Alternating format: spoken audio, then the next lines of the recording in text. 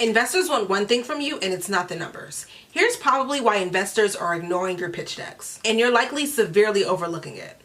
Investors, specifically in pre-seed, are going to need confidence in your brand's potential. They don't just want a product, okay? Anybody can create a product. You need to be able to ensure that your product is actually providing a need. Not just this buzzword with these jargons, words with like, better for you, we're better than the rest, we have clean ingredients. All that is great, but everybody has that now. You have to really bring it if you want investors to be interested in your brand. One thing a lot of founders overlook is being able to explain what their brand does quickly. What do I mean by that? A lot of you brands will spend a lot of time talking about how amazing your product are, from the ingredients, from what it stands from a competitive standpoint. All of that is amazing, right? But how does that serve a consumer?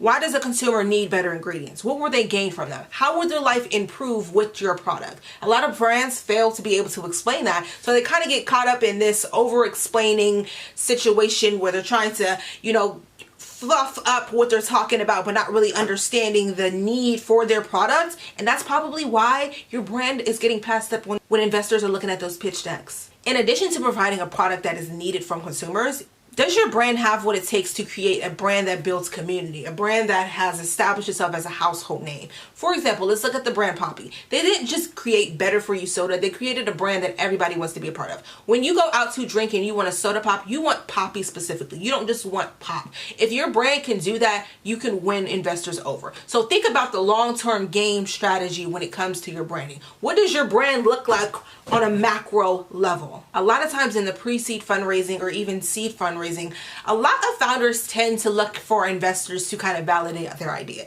Like, I have this cool idea, right? Like, this is a brand is amazing, right? This brand is going to make lots of money, right?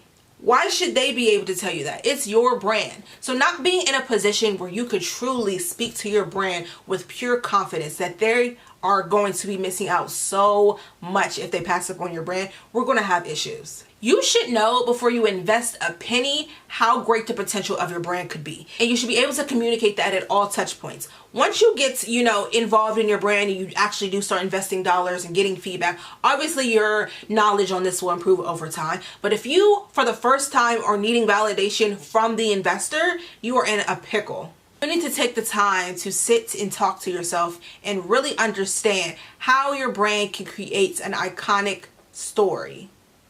What can you do to better connect with the consumer so they only think of your brand when they are thinking about that specific category? If these are major things that you are having issue with when it comes to building your pitch deck, you are probably going to get turned down by investors. Lucky for you, you found me. Luckily, you found me. My name is Daji. I'm a brand strategist for CPG brands, and I help brands build their investor pitch decks, okay? I want you to have a successful CPG brand that is iconic, that is flying off the shelves, but baby, we got to get your brand strategy together. The link in my description box below and fill out somebody inquiry form. We'll get together and we'll review your brand strategy so that you can be much more confident when you are pitching to investors.